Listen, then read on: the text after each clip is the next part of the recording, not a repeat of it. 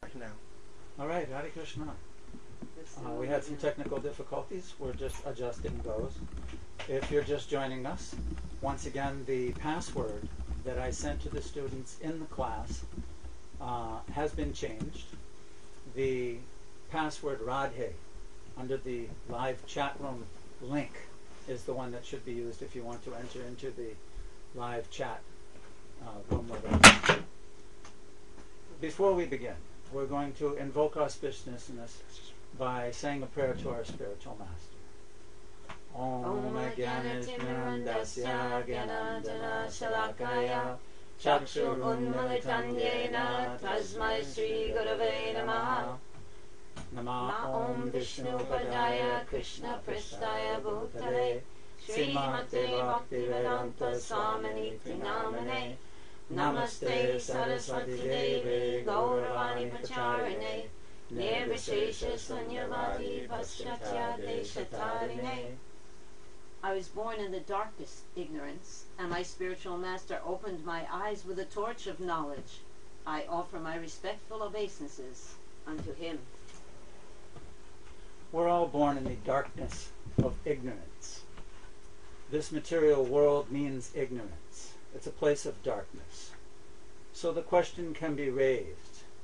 He opens my eyes with the torch of knowledge. What kind of knowledge? It's not mundane knowledge. It's transcendental knowledge that awakens the spirit's soul. Transcendental means beyond this material world.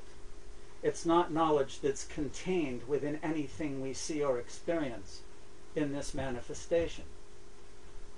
So the spiritual master opens our eyes with the torch of knowledge. If you're in a dark place, completely dark, can't see anything, and someone shines a light, then it illuminates everything around you and shows you the path. This is the idea of the spiritual master, shining transcendental knowledge into the heart of the disciple. In the complete whole, spiritual and material cosmic manifestations, there are basically three energies. The internal potency. This is the spiritual energy. God, his expansions, his abode, the completely spiritual energy. And there's the external energy, this material cosmic manifestation. Everything we experience in this material world is temporary. Therefore, it's considered inferior. So we have superior spiritual energy and inferior material energy. And the one other energy, the marginal energy. The marginal energy are the living entities, called tatastha shakti. Marginal means that the living entity can serve either the spiritual energy or the material energy. He's in the middle, and therefore he's marginal. The living entities, sparks of spirit, are in quality the same as the supreme consciousness, as that internal potency. But because of their minuteness, because of their tininess, they're subject to service of the material energy. Serve they must, but they're either serving the internal potency or the material energy. When the living entity serves the material energy, it's an unnatural, temporary situation. As we all read in the introduction to Bhagavada-Gita, Srila Prabhupada gives a very nice example, that the hand is part of the body.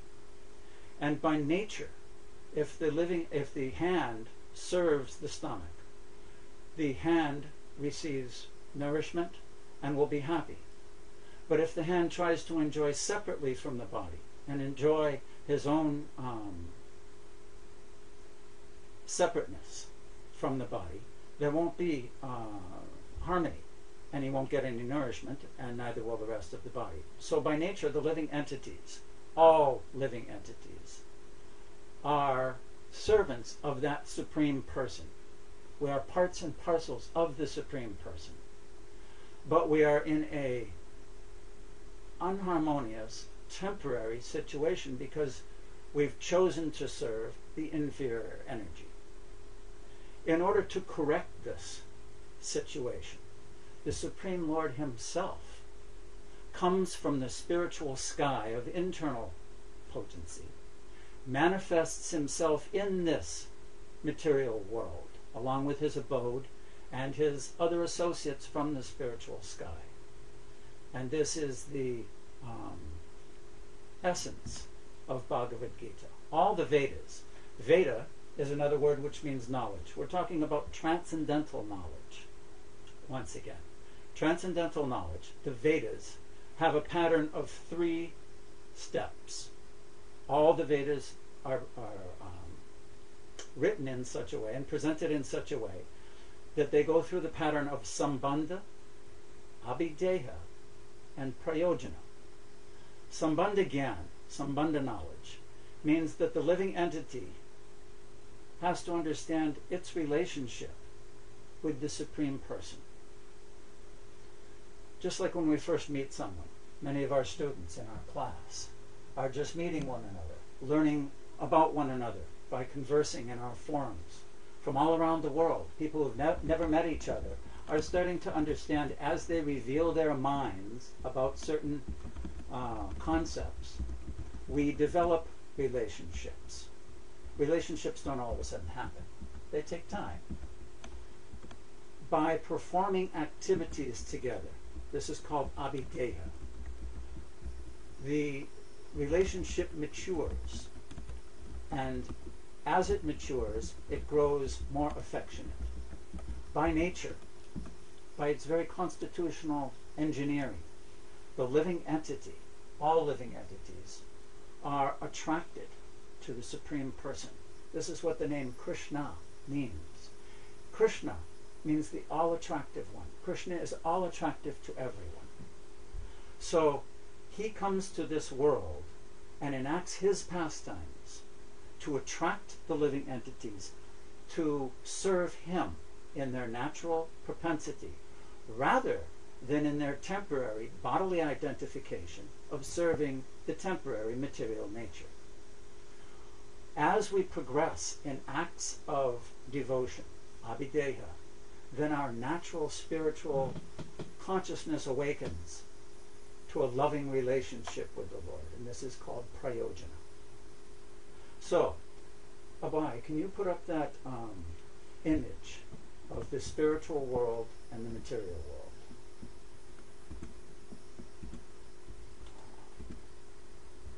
Is it up? Yep. But they can hear me. Yes. This is an image of the complete whole. You'll notice the whorl of the lotus flower. This is the Goloka Vrindavan planet, the topmost planet in the spiritual sky. This is the abode of God. This is the kingdom of God, his home.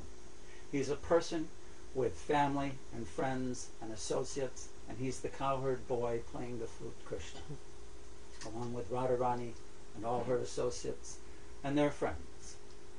To the side of the lotus flower, you'll see so many different other planets. These are called the Vaikuntha Lokas. This is also the kingdom of God, completely spiritual abodes. But because the Lord is unlimited, each living entity has a particular relationship with the Lord, and all these places and abodes and manifestations of the Lord help to churn that rasa, that relationship between the Lord and his devotees. Now down under the lotus flower, you'll notice the black circle, cloud-like area. This is called the Mahatattva, the material world.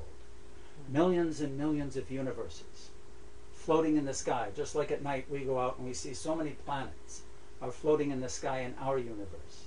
Similarly, beyond this universe, outside this universe, there are hundreds and thousands of more universes. But this is the world of darkness. So in order to shine the light of transcendental knowledge into the material world, the Lord comes from Goloka Vrindavan into the Mahatattva, into this universe, onto this earth, and performs his pastimes. And this is one of his pastimes. The essence of all Vedic knowledge is included in the Bhagavad-Gita. So by studying Bhagavad Gita, we get the essence of how to revive our original relationship with the Lord. This is the teachings of Bhagavad Gita. What to do, how to do it, who Krishna is, who we are, what is our specific duties according to our modes of material nature. So we thank you for joining us, and now we'll begin in our study of the first chapter. Abhi, for a second, can you put up that other image? In our Bhagavad Gita study, what we've done is we've clustered various themes in the Bhagavad Gita. Hundreds of themes are there. So we've clustered the themes into groups of verses. And our study of chapter 1 will progress. Our study of the entire book will progress along these lines. Sambandha, Abhideya, and ultimately Prayojana. Another way to say this is confidential, more confidential, and most confidential.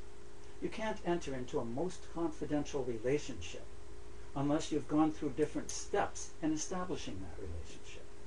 So our whole Bhagavad Gita design of the course is to help us progress steadily in this awakening of our loving relationship. So the first 11 verses are titled Comparing the Armies, and Samapriya will outline and go through this first part of the study. Hare Krishna. First of all, in relation to what my husband said, our problems are not that significant if we think of the nature of the grandiose universe and all the stars. We sometimes tend to think that what we're going through is unique, which it is to ourselves. But having the concept of the whole universe and all the stars and beyond universes brings everything into a better perspective. One more point I wanted to make before we got started was something that came up also during the forums this week. The Bhagavad Gita, the study of Bhagavad Gita, has nothing to do with this mundane world, and it is not academia. It has to do with how we view the world, and the things we'll be studying in the Bhagavad Gita will help us to see everything spiritually. Because things in the world remain the way they are. This is the material world. There's always misery, there's always conflict. But through the understanding of Bhagavad Gita, we will be able to view the conflict of the material world in the right perspective. This will give us great strength. So I'll begin with verse 1. Dhritarashtra said, O Sanjaya, after assembling in the place of pilgrimage at Kurukshetra, what did my sons and the sons of Pandu do, being desirous to fight? The first paragraph of the first purport, in the first verse of the Bhagavad Gita, Srila Prabhupada makes it very clear how we should hear Bhagavad Gita. It's a very, very important point in spiritual knowledge. So I'm going to read just the first paragraph, and we'll talk about it after. Purport. Bhagavad Gita is the widely read theistic science summarized in the Gita Mahatmya, glorification of the Gita. There it says that one should read Bhagavad Gita very scrutinizingly with the help of a person who is a devotee of Sri Krishna, and try to understand it without personally motivated interpretations. The example of clear understanding is there in the Bhagavad Gita itself, in the way the teaching is understood by Arjuna, who heard the Gita directly from the Lord.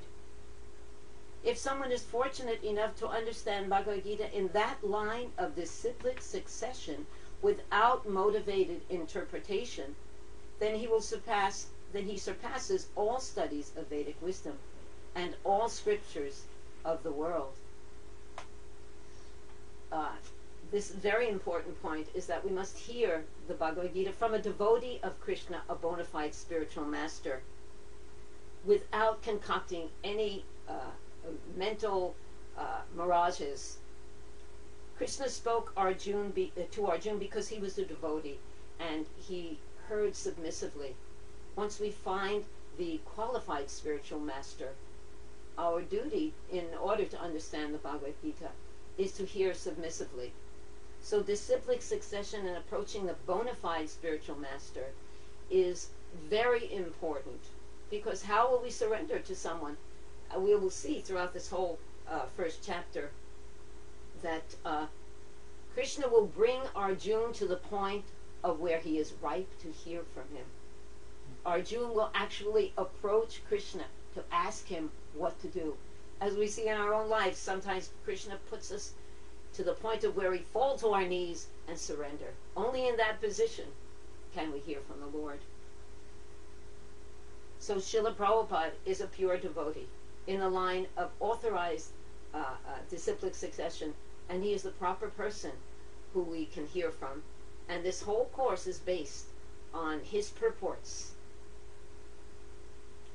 Verse number 2.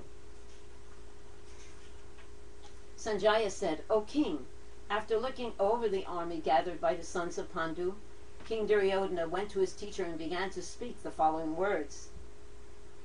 Dhritarashtra, who was the king, father of Duryodhana, was very concerned that his sons, who were not pious, who were evil-minded and selfish, and usurping the kingdom from his brother's sons, the Pandavas, he was very concerned that at this battlefield, which is considered a sacred place of pilgrimage, these two cousins would be fighting. So here again, and here actually for the first time, and we'll see this repeated throughout the chapter, goodness and evil are standing face to face. The battle was fought on sacred ground, so Dhritarashtra was concerned. This is not favorable for my sons who are not pious. This is more favorable to the Pandavas. Even though he had selfish desires, he knew that that was not the proper action. He was motivated by something that wasn't pure, and he knew it. Pandavas were virtuous, and the Kurus were envious. But Dhritarashtra, and we spoke about this in the forums, was not a broad-minded king. He was not qualified because he was not seeing with equal vision. Text number 3. "O my teacher, behold the great army of the sons of Pandu, so expertly arranged by your intelligent disciple, the son of Drupada." He's speaking to Dronacharya. Dronacharya was the guru, spiritual master in the art of military science for both sets of princes, for the Kurus and the Pandavas. He was very liberal. This is the nature of a pure Brahmin. Even though Drupada, there was some incident that we won't go into now, but Drupada was, at one time, Drupada and Drona were friends. Then they became enemies.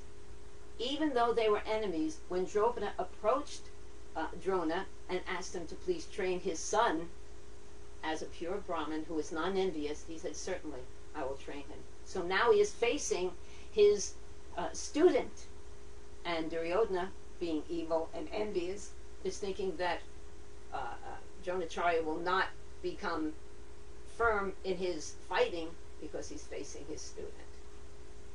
Text number 4. "Here in this army there are many heroic bowmen, equal in fighting to Bhima and Arjuna.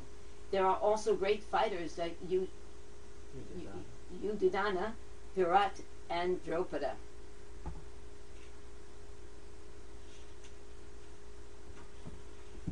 So Duryodhana sees his mighty opponents and he becomes disturbed. Here again we see the division between good and evil.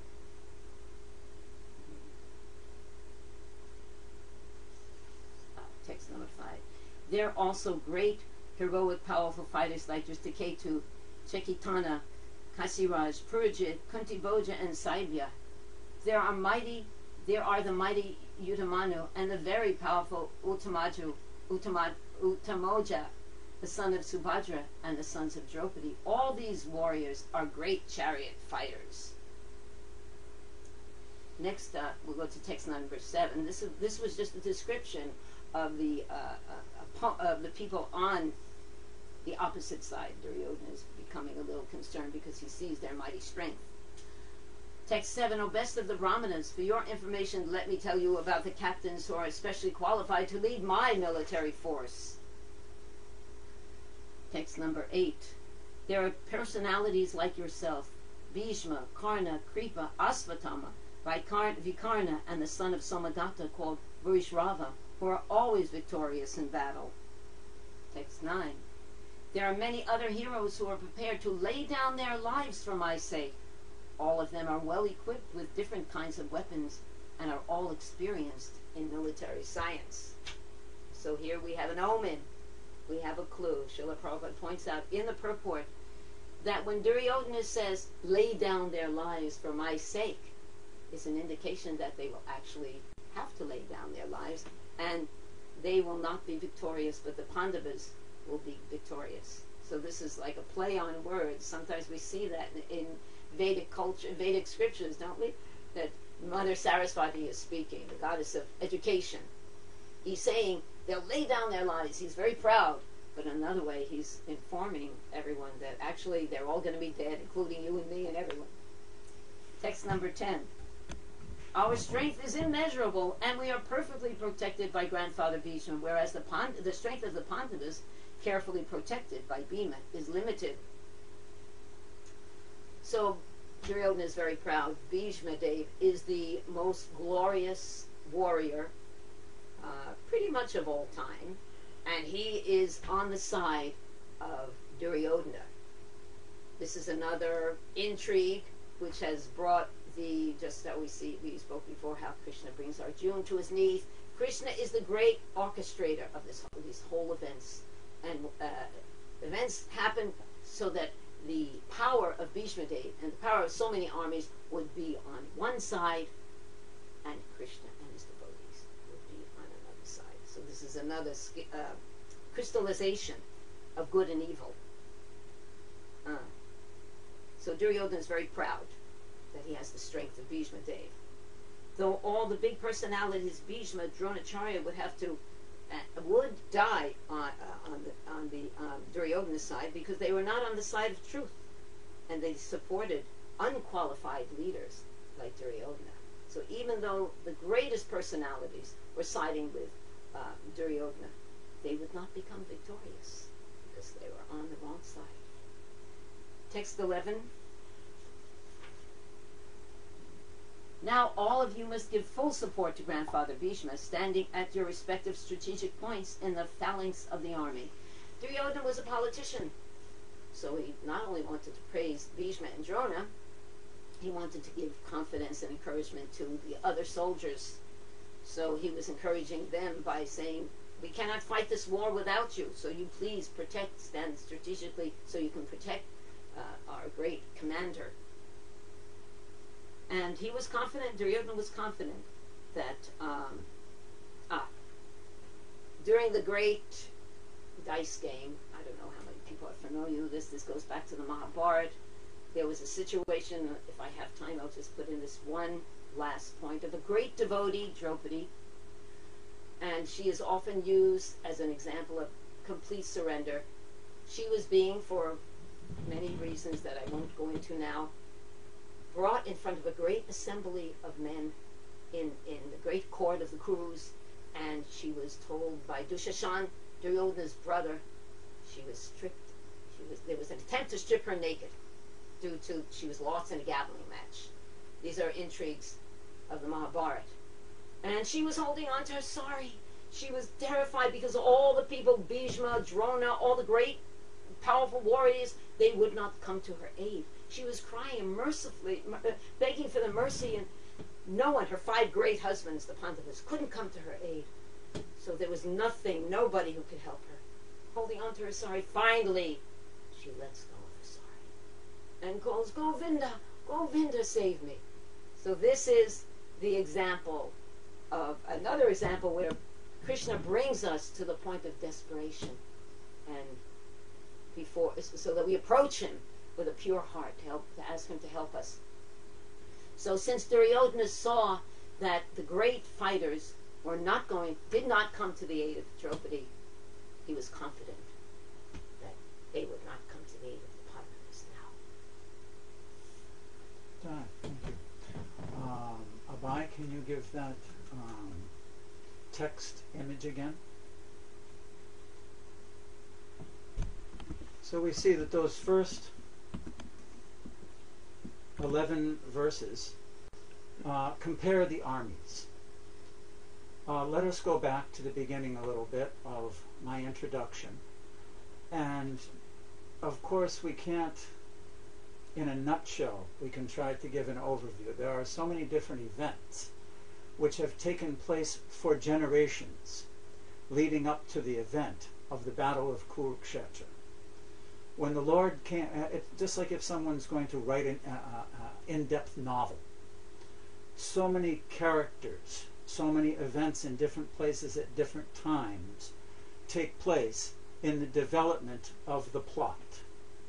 So similarly, when the Supreme Lord, the Supreme Person, God, comes to this material world and performs his pastimes, there are so many intricacies, so many things that take place in the vast ocean of his Leelas that bring one and bring events to certain crescendos. Again, in music, if a musician, if a composer is composing music, generally it starts off a little slow and gradually builds emotion and builds attention until finally the crescendo comes.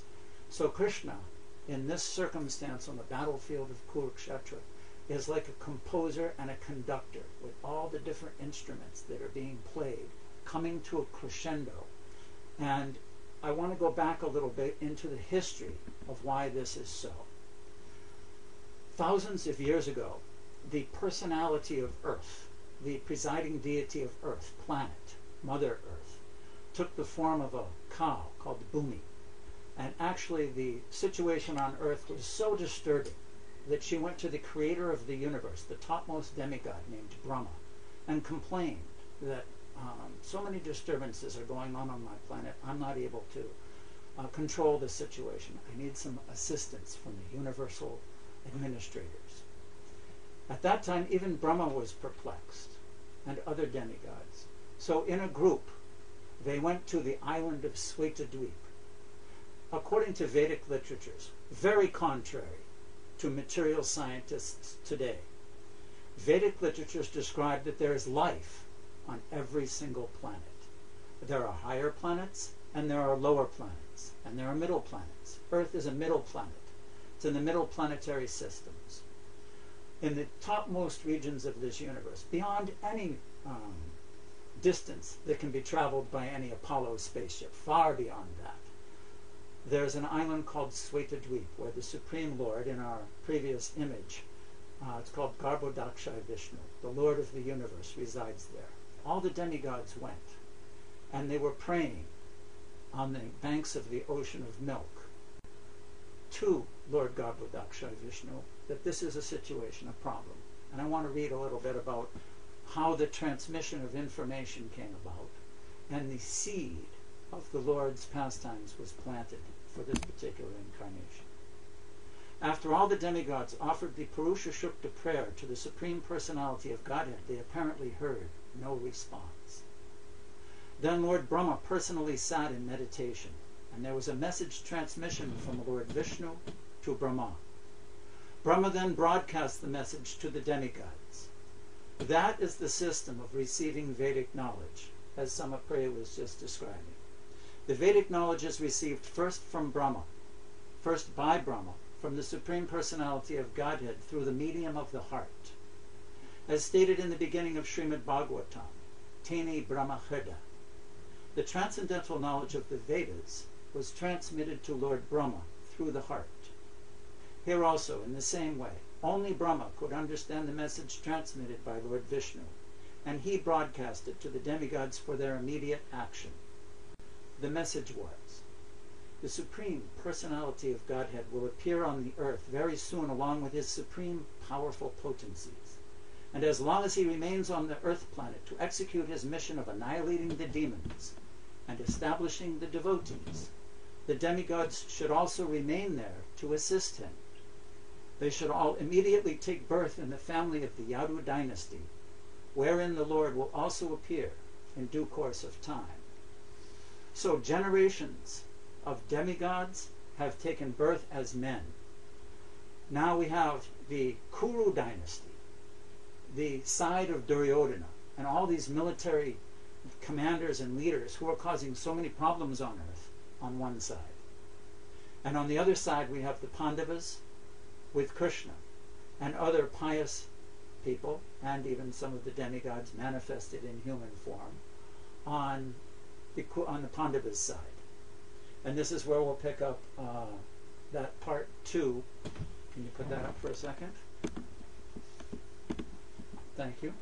Where verses 12 through 19, omens. Text 12. Then Bhishma, the great valiant grandsire of the Kuru dynasty, the grandfather of the fighters, blew his conch shell very loudly, making a sound like the roar of a lion, giving Duryodhana joy. Of all the different characters in the Mahabharata leading up to this great war, one of the most important, most glorious personalities is grandfather Bhishma Dev. He was a Kshatriya by birth. And actually there's a history. I don't think we'll have time right now to go into the history of Bhishma Dev's birth. Previously he was a demigod and was cursed along with his brothers to take birth. He was the son of Ganga, the Ganges River, and Santanu.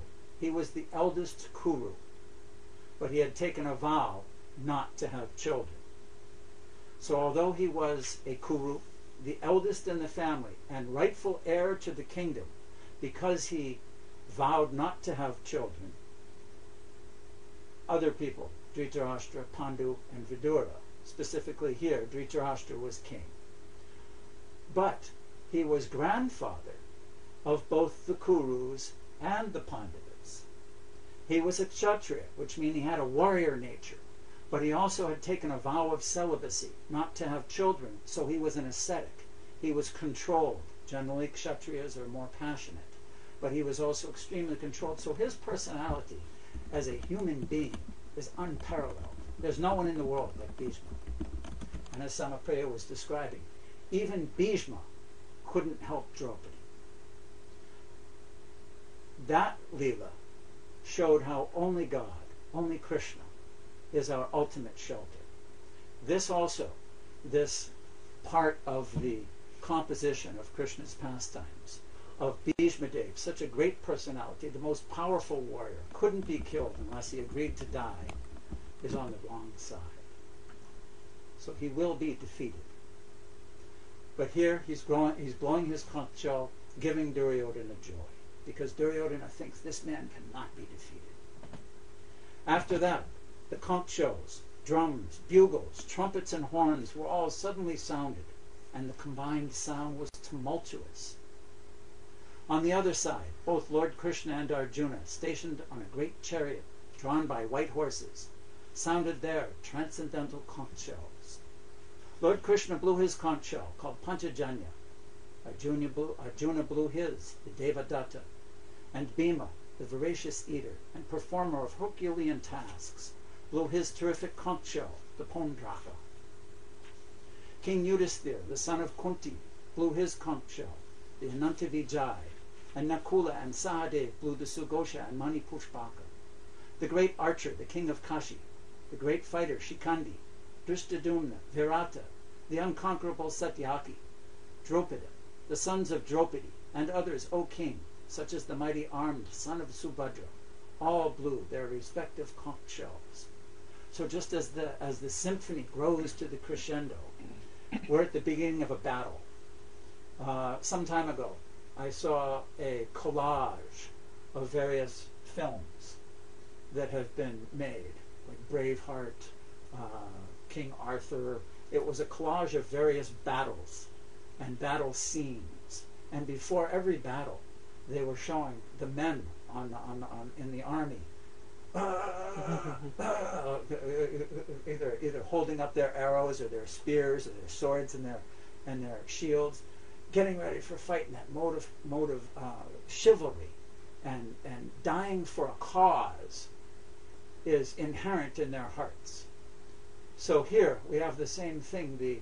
The personalities and characters have the more they're understood. Again, back to our concept of sambandha, abhideha, and prayojana. The characters of individuals play intrinsic roles in the development of an understanding of a plot and personality. So it's not only Krishna that we want to learn to know, it's also Krishna's devotees. Each one, Nanda Maharaj, Mother Yasoda, Arjuna, Bhishma, each one has a particular character which enhances the pleasure of relationship and experience in life. The blowing of these different conch shells became uproarious, vibrating both in the sky and on earth. It shattered the hearts of the sons of Dhritarashtra. So, as described in the various purports, these transcendental conch shells, as Samapriya was pointing out, when Duryodhana said they will lay down their lives for me, this was one indication that who was going to win the battle. Similarly, Sanjaya, who's been mystically empowered to know and see everything happening on the battlefield, is indicating in subtle ways to Dhritarashtra in the palace of Hastinapur what's happening on the battlefield. And he's saying these transcendental sounds shattered the hearts of your sons. Now we'll go to the next section. What is that next section about? Join the chariot forward. Text 20 to 27, yes. Drawing the chariot forward. Bye-bye. The screen. Thanks. O king, at that time Arjuna, the son of Pandu, who was seated in his chariot, his flag marked with Hanuman, took up his bow and prepared to shoot his arrows, looking at the sons of Dhritarashtra. O king, Arjuna then spoke to Rishikesh, Krishna, these words. So Arjuna is protected by Krishna. Krishna is non-different than Ram. Hare Krishna, Hare Ram. Ram is an incarnation of the Supreme Godhead. Ram actually is God, so is Krishna God. This is the Lord appears in many different ways. A great devotee, Hanuman, is on the flag above Arjuna's chariot. So very auspicious. So much encouragement for Arjuna. Ram was married to Sita. This is another very big epic, the Ramayana. But Sita, the husband of the Supreme Person, the wife of the Supreme Personality of Godhead, is the goddess of fortune. And since Krishna is non-different than Ram, and he is also the husband of the goddess of fortune, this indicates that Arjuna will have great fortune, because the husband of the goddess of fortune is sitting with him on the chariot. Also, Rishikesh is a name for Krishna, which means the controller of the senses. Is it? Yes. Control of the senses. Okay, we'll read text 21 to 22. Arjuna said, O infallible one, please draw my chariot between the two armies, so that I may see who is present here, who is desirous of fighting, and with whom I must contend in this great battle attempt. Okay, we had another image freeze, so I think we're going to have to reset. Yeah. Okay. 2 minutes. 2 seconds. 1, 2 minutes here. Okay, Hare Krishna, everyone. I think I'll just read the verse again, 21 to 22. Arjuna said, O infallible one, he's speaking to Krishna, please draw my chariot between the two armies, so that I may see who is present here, who is desirous of fighting, and with whom I must contend in this great battle attempt. Krishna is always anxious to share a relationship with his devotee. The essence of love is that when someone loves someone, another person, he wants to do everything for that person. Even God has that propensity. He wants a loving relationship with his devotee. Thus, he has assumed the position of Arjuna's charioteer. So he's taking orders from his devotee. Arjuna has told him, please take my chariot to the middle of the ground of battle, and Krishna is delighted to do that for his devotee. Krishna is a great architect, and he's setting everything up now. Oh, I want, there was another thing. as individual souls are anxiously seeking for the perfect relationship and love, Krishna is also waiting to reciprocate this with each one of us. Now, Anthony, one of our students in the Bhagavad-Gita course, said something wonderful that I'm going to quote here. I hope he's listening. If not, it was very sweet in relation to how the Lord is serving the living entity. In a sense, the whole creation is a great service the Lord provides to us in order that we might recognize Him and carry out our eternal duty. So I thought that was a nice way to put it, that this whole material manifestation is actually made for the conditioned soul to realize his relationship with Krishna, and Krishna has actually given this due to his love, and this is a service that he's providing for the living entity. Thank you, Anthony. That was very sweet. Text number 23. Let me see how those who have come here to fight, let me see those who have come to fight, wishing to please the evil-minded son of Dhritarashtra. So this is another indication. The beauty of the Vedic literatures is that no word is used that does not have meaning. What is being said here is Arjuna is recognizing that those birds of a feather stick together. So whoever is fighting with Duryodhana must also have the same character. So that's why he's calling them evil-minded. And he's seeing all these people who have sided, so the evilness of Duryodhana's mood is contaminating all of his soldiers. They're joining with him, so they're bringing out the evil in their own selves. Text number 24. Sanjaya said, O descendant of Bharat, thus addressed by Arjuna, Krishna drew up the fine chariot in the midst of both armies, of both parties. Here, Arjuna is being addressed as Gudakesh. Gudakesh means one who has conquered sleep. Sleep is also considered to be in the mode of ignorance. Not that we do without sleep, because there's no artificial renunciation here. We need to sleep for the maintenance of our body. But someone who is very sleepy in the mode of ignorance, moded out, this is not applicable to Arjuna. He has conquered this, so he's referred to here as Gudakesh. Also, the mode, so Arjuna is not afflicted by ignorance. And another point in the purport is that a devotee always remembers Krishna. So his remembering Krishna also frees him from the mode of ignorance. And actually that's why we study Bhagavad-Gita. We are learning to see Krishna in everything, and that's why we chant Hare Krishna, because it helps us to, that is direct association with Krishna, and direct association with Krishna through his name and also through his words in the Bhagavad-Gita helps us to conquer ignorance. Text number 25. In the presence of Bhishma, Drona, and all other chieftains of the world, Hrishikesh, the Lord, said, Just behold, Partha, all the crews who are assembled here. Krishna actually knows what's going on. Of course he knows everything. He's the Supreme Lord. He sees what's happening to Arjuna. Arjuna is seeing all of his family on both sides. He's getting a little bit nervous.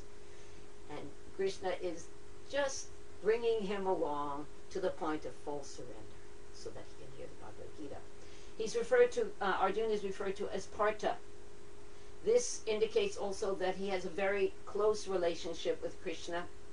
Not only is he his friend and devotee, which qualifies him to hear the Bhagavad Gita, he has an intimate relationship. He's his cousin. Arjuna's mother's name was Kunti, and also another name for Kunti is Prita. So Partha means the son of Prita, and Vasudeva, Krishna's father, was the brother of Kunti. So they are first cousins, and that even makes the relationship sweeter and closer. Text number 26. There Arjuna could see within the midst of the armies, both parties, his grandfathers. His fathers, his grandfathers, teachers, maternal uncles, brothers, sons, grandsons, friends, and also his father-in-law and well-wishers, all present there.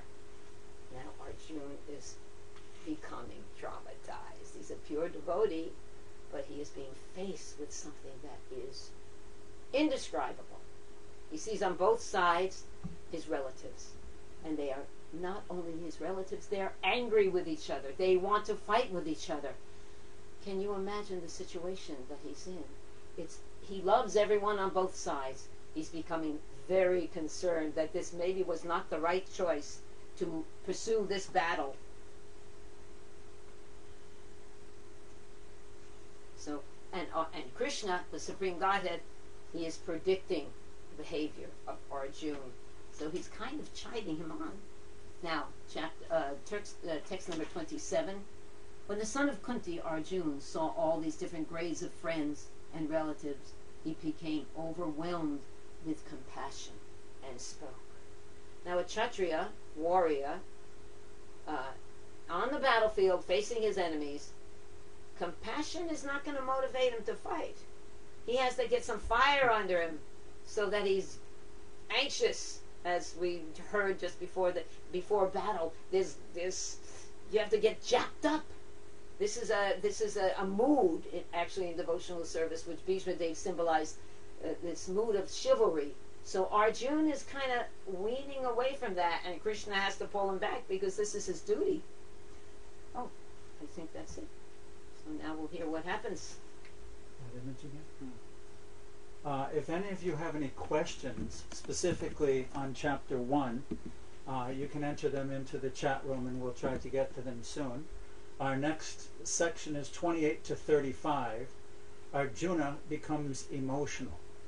So thus far, once again, as a review, comparing the armies, omens, now the chariot has been drawn forward. All of this is a building. It might be noted here, before I forget, that Krishna has not even spoken a word yet. So many topics, so many things have gone on. We've been studying and doing all these forums, and so many different things have been discussed, and the Supreme Person's words, practically, he spoke, behold, but he hasn't instructed yet. He just said, look at this. That's the only words he's spoken so far. So now Arjuna, looking over the armies, realizing who's on the battlefield, says, my dear Krishna, seeing my friends and relatives present before me in such a fighting spirit, I feel the limbs of my body quivering, my mouth drying up. My whole body is trembling, my hair is standing on end, my bow gandiva is slipping from my hand, and my skin is burning.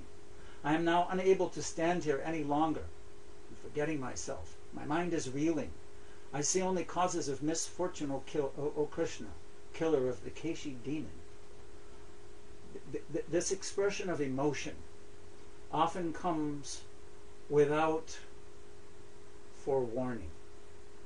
Sometimes in life, circumstances develop in such a way that emotion overwhelms us. But this is a nice indication that something exists beyond this material body. The material body, bones, blood, muscle, tissue, so many different things. The gross material body is actually being propelled and pushed and forced to act by our subtle body. The subtle body consists of the mind, the intelligence, the emotions. Emotion doesn't have any intelligence. And emotion, sometimes people will, this is one of the concepts we've been discussing. One of the concepts coming up in the next section is Arjuna's proposal that he shouldn't fight because the women will become unprotected. And the protection of women is one of the topics we'll get to and we've discussed in this chapter. Women, by nature, are more emotional than men. So someone who is driven by the emotional responses to things in life sees more of an emotional reaction. This is how they react to things. It's natural. So when we hear the phrase and the concept that women are less intelligent than men, this is the basic concept which is being described. It doesn't mean they can't understand spiritual knowledge. It doesn't mean they can't hold a good job in a business and do accounting and so many different physics and intellectual feats. This is not what's being described. What's being described is that women, by nature, have a more emotional response to events in life than men do. This is a natural thing. So in this circumstance, this is what's happening. Arjuna is showing his feminine side. He's showing his emotional side. He's seeing, he's a warrior. He has a duty that's supposed to be performed, but he's having an emotional response to it. He's identifying, naturally so. One of the devotees told us that in New York they have a process by which they're trying to help people understand the experience that Arjuna is going through. And they told their congregational members to get a picture, a photograph of a loved one, put it on the wall, and throw darts at it. Mm-hmm. This is what Arjuna is being asked to do. He's grown up from childhood under the care of his loving grandfather, Bhishma Dev. He was the most favorite student of Dronacharya, the weapons teacher of the Pandavas and Kurus. These people were very dear to him. His cousin brothers, the 100 of them, are all on the other side. His father-in-law, the father of his mother, Madri, was on the other side due to the different political circumstances of the war. These were people he loved his entire life, and now he's being asked to kill them, and he's becoming emotional. Can I say something about that? Because Arjuna is a devotee, and Prabhupada will refer to this later on, he has developed the qualities of compassion and understanding. He's just using it in the wrong place. That's going to be discussed. But it's not only, my husband talked about the feminine side, which it is, but this as a devotee, we, male or female, because we are all spirit souls, naturally, when you use your life to serve Krishna and cultivate this knowledge of the Bhagavada-Gita, we become more compassionate. We develop these refined qualities. So it's not only limited to women, and of course in this world it would be nice for everyone to develop this quality of compassion. Thank you. I think this is the final. Did you start at 32? No, 36. I do not see how any good can come from killing my own kinsmen in this battle, nor can I, my dear Krishna, desire any subsequent victory, kingdom, or happiness. O Govinda, of what avail to us are a kingdom, happiness, or even life itself, when all those for whom we may desire them are now arrayed on this battlefield? O Madhusudana, when teachers, fathers, sons, grandfathers, maternal uncles, fathers-in-law, grandsons, brothers-in-law, and other relatives are ready to give up their lives, even though they might, their lives and properties, and are standing before me, why should I wish to kill them, even though they might otherwise kill me? O maintainer of all living entities, I am not prepared to fight with them, even in exchange for the 3 worlds, let alone this earth. What pleasure will we derive from killing the sons of Dhritarashtra? Sin will overcome us if we slay such aggressors. Oh, sorry. There you go. That was hers. So this is Arjuna's emotional and intellectual and genuine feelings, that he's seeing all these people and he's wondering, I don't need the kingdom. I don't want these material things. I'm willing to give them up. This is a devotee speaking, and he has very good arguments, and here they come. These are Arjuna's arguments, and we just got something from, I'm not very expert at this, so forgive me. No, the example given about throwing darts at the picture of our relatives was very accurate. Can you imagine such a situation? So he is saying, forget about it, I'm going to the woods. Text number 36 Sin will overcome us if we slay such aggressors. Therefore, it is not proper for us to kill the sons of Dhritarashtra and our friends. What should we gain, O Krishna, husband of the goddess of fortune? And how could we be happy by killing our own kinsmen? This is a very good argument. Again, Krishna is being addressed as the husband of the goddess of fortune by Arjuna. Why would Krishna, his dear friend, want to ask him to do something that he only sees would bring misfortune to him? Text number 37 and 38. O Janardana, although these men, overtaken by greed, see no fault in killing one's family or quarreling with friends, why should we, with knowledge of sin, engage in these acts? So this is a very good point. He sees that the Kurus are not concerned about the results of this war, about the sin that will be incurred. Why should a devotee who sees this engage in such horrible warfare? In other words, just because someone is doing something that is sinful does not mean that we should counteract it with another sin. So take the high road. That's the argument he's using. Text number 39. With the destruction of dynasty, the eternal family tradition is vanquished, and thus the rest of the family becomes involved in irreligious practice. So, this was a very important point, and one of our points for the forums. What happens when all of the elders of society are destroyed? In our world today, sometimes that's not so meaningful. Elders. Everyone is equal. Mother, father, children, everybody has something to say. But in proper society, we understand if someone's teaching a school, he stands up in front of the class, he has some knowledge to give, and the students hear. The father and mother train the children so that they will go through life with knowledge and for their own protection, actually. So the elders of society are very important for the healthy progression of the family and society. If the family is strong and everyone knows their responsibility and it's based on love and caring and protection, that emanates into society. And we see that we're in trouble in the world today. As I said before, these miseries that we see in the material world, they're always there in one form or another. And through the teachings of the Bhagavad-Gita, we learn to separate our souls, and we learn to see with spiritual vision that how to deal with these things. Sometimes we can't change them, but our attitude and our own process of self-realization affects the world. If somebody is angry and we come back angry, and this is one of the arguments Arjuna is using, only anger will manifest. Someone who has knowledge sees someone who's angry, that's the modes of nature, thinks of another way to relate to the person. So this will all come later. But these are very good arguments that Arjuna is using. So which text am I up to? I forgot here. With the destruction of family. Now we're going to text 40.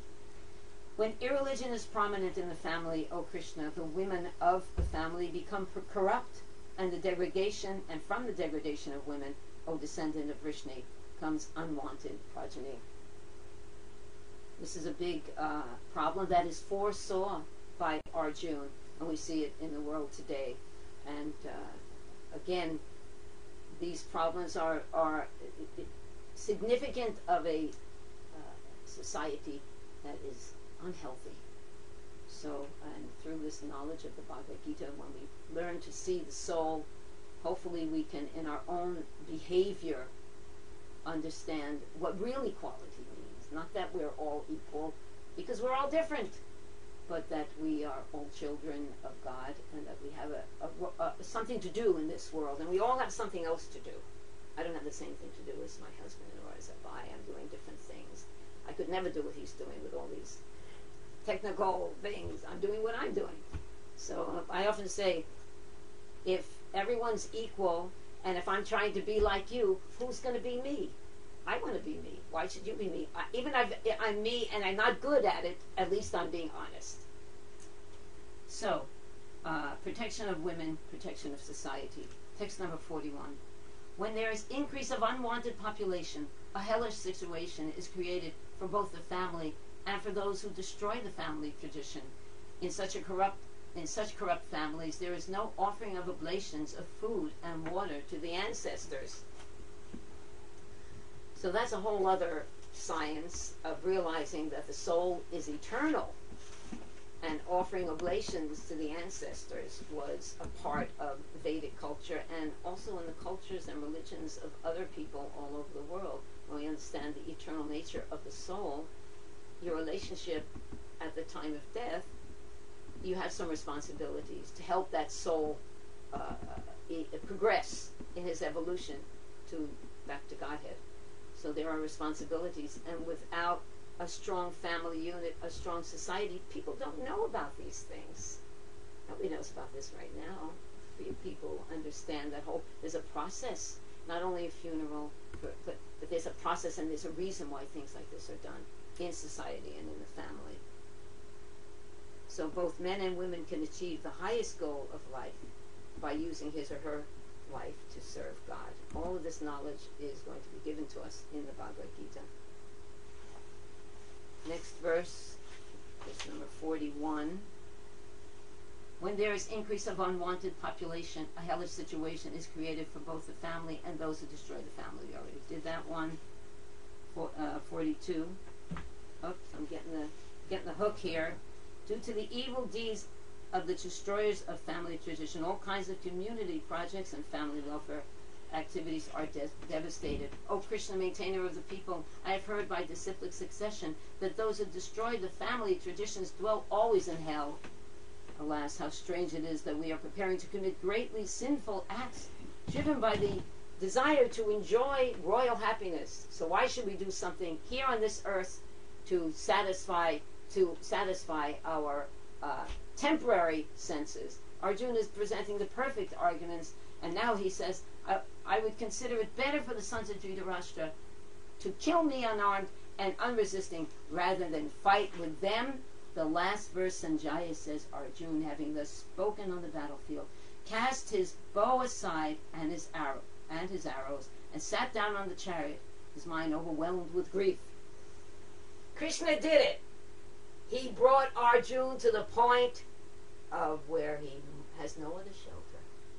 Now, all of this intrigue of the whole, this took generations and generations just for this point of Arjuna to actually give up his military training and say, I'm going to the forest. I cannot do this. Krishna makes him ripe to hear the Bhagavad-Gita.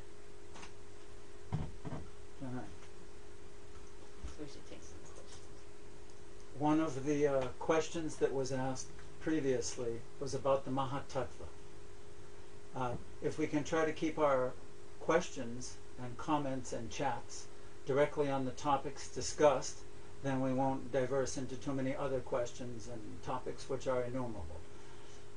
In the spiritual sky, just like in our sky, the example is given that there's a cloud.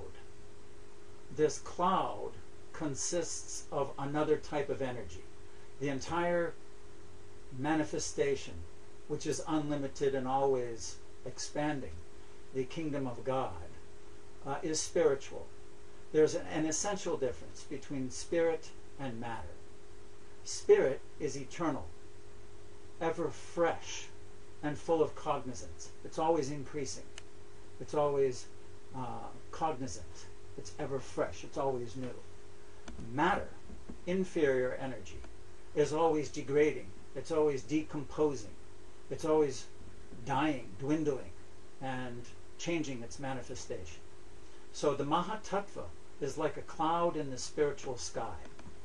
And the Supreme Lord glances over that cloud and infuses spirit into matter. That's what these material bodies are. Our material bodies are a combination of spirit encased in matter. We have a material body. But when we leave this body, then the matter is just a dead lump. That's the difference between a live body and a dead body, is that there's a spirit soul there. Similarly, matter, the whole material cosmic manifestation of material energy, is called Mahatattva. So that's the answer of the Mahatattva. It's the total material energy. For next week, every week at Sundays at 10 o'clock we'll be having our chapter summary. This upcoming chapter, however, the second chapter, Contents of the Gita Summarized, is so packed with information that we'll only be studying verses 1 to 30 this week. I'll make that visible on our computer internet interface. For those of you who joined us who are guests, welcome. Those of you who are students, thank you for participating. We appreciate your involvement with all these different topics. If we can answer any questions, if we can help with any other topics, please let us know. We want to continue to invite you. I don't see any particular... you have a question? Brenda said something. Okay. I can't really... purport to verse 31, not chapter 31. I don't know what she means. Ragamachari, if you're listening, what do you mean? Sorry, meant purport to verse 31. What? I guess I didn't. That's way back. See where that? Can you repeat that? Maybe we can. You came off. You didn't pay attention. Keep that going. Yeah. Well, maybe you can repeat it. Here he is. I have a question on the sun globe, verse 31. Okay, Raga. What about an angel? Why would someone want to go to the sun globe? So many, I don't know what you want to take that. There's so many material desires that people have. I don't really have to read the purport again. I understand that the sun globe is part of the material world. Right. People have so many material desires. They want to go everywhere. All our bodies are made up of material desires. Can you show us both, Abhay? So people have desire, and Krishna is such an expert technician that he has arranged for every situation that any soul would have a desire. He has arranged a perfect body and situation to fulfill that material desire. But of course, with fulfilling the material desire comes also the reaction to it. In this material world, you don't get only happiness. There's something, you're still in the material world, so you can't enjoy that situation forever. You must either come down from the heavenly planets or from the sun planet to suffer the reaction of other karma. This whole treatise of the Bhagavad-Gita is to help motivate us to give up our attachment to desiring any material satisfaction, which is temporary. How's that? Okay, thank you. Oh, Gopi Girl had a question on Sambandha Avideha Prayojana. She's asking about the spelling. Oh. Okay. Once again? I have a question. Yeah, okay. You mentioned a few times how the good and evil, they were face to face, and that's represented by the two different sides on Kurukshetra. And then you also talked about Bhishma Dev. And I understand that he's a special case because he's considered a Mahajan that we're supposed to follow in his footsteps. Right. But he's siding with Duryodhana's side. So maybe a little clarification. You want to take it? Well, I'll take some of it. Okay. He said, while he was lying on the bed of hours, no one knows the plan of the Lord. He was put into that position, for as far as I can see. Of course, Krishna arranged this whole orchestra that the greatest soldier was to be put on the side that was on the side of evil. This is part of the intrigue, and gave Duryodhana the impetus to continue to fight, because it had to come to a crescendo. This is Krishna's plan, how to actually demonstrate and deliver the Bhagavad Gita. The whole Mahabharata is so that Krishna delivers the Bhagavad Gita. That's how I see it. Sure.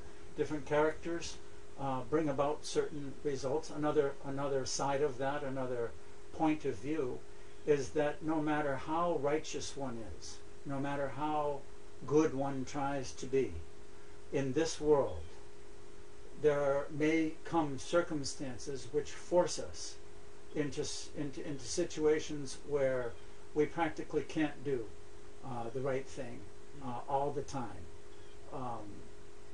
But we have to continue on with duty and a desire to please the Lord despite all these things that may come about, which push us. And it takes good association, intelligent, a spiritual master to help one understand sometimes the intricacies of this world. There's one place here where we'll read in the 3rd chapter that the intricacies of action and inaction and reaction are very difficult to understand even for the intelligent. So I think one of the situations brought about by Bhishma, even though he's a Mahajan, which means one who's to be followed, he went on the wrong side because of life's circumstances in his particular. Another was that he was cursed, as we described a little bit. If we understand the history of how he became in human form, it was actually a curse because he had stolen a cow from Vashishta Muni and was cursed to take birth as a human. Human means sukha dukkha. There's happiness and distress. But that curse was ordained. That curse was also ordained by Krishna, so the whole thing would come to a crescendo, and we would see the synthesis, the crystallization of good and evil. Raghumanjari has just come back, and then someone else asked the question about karma. I'll just tell Bhagavada-Gita what I said real quick, and maybe we can talk about what karma is. And it's actually both the same. Krishna has arranged everything for us perfectly to fulfill all of our desires in the material world. So if you want to go to the sun planet, that's your choice. But you will have to come back to the earth planet again, and you'll have to suffer the pangs of birth, death, old age, and disease. That is not the goal of life, to go roaming around the universe, up and down, fulfilling all kinds of desires. The goal of life is to understand that we actually do not belong in the cycle of birth and death. And there's another point regarding karma that I just remembered. In the introduction, we had a sample section on our interactive e-course for Krishna.com. And one of the points brought out by Srila Prabhupada in the introduction is that there are 5 basic aspects, principles, discussed in Bhagavad-Gita. 4 of them are eternal, and 1 of them is not. And the one that wasn't is karma. So one of our questions in the forum is, why is it significant that karma is not eternal? And we've got several good answers, but very few actually hit the nail on the head. The beauty of understanding that karma is not eternal doesn't mean, as many discussed in the forum, that it can be changed by our actions. We can change our karma, and therefore the reaction that was past is no longer and won't be in the future because we changed it. But that's the same as material energy. Material energy is also considered eternal because sometimes it's manifested and sometimes it's not, but it's eternal. Time is also eternal, but there's past, present, and future. So the aspect of simply changing one's karma doesn't really answer the question that it's not eternal. What it means when it says it's not eternal is that it can be completely eradicated. Karma means that when you're in the material world, for every action you perform, there's a reaction. That can be stopped when one becomes liberated and goes to the spiritual world. That's the actual definition of why karma is not eternal. All right, thank you very much. See you next week. For those who are students, please continue your enthusiastic participation. Hare Krishna. Hare Krishna.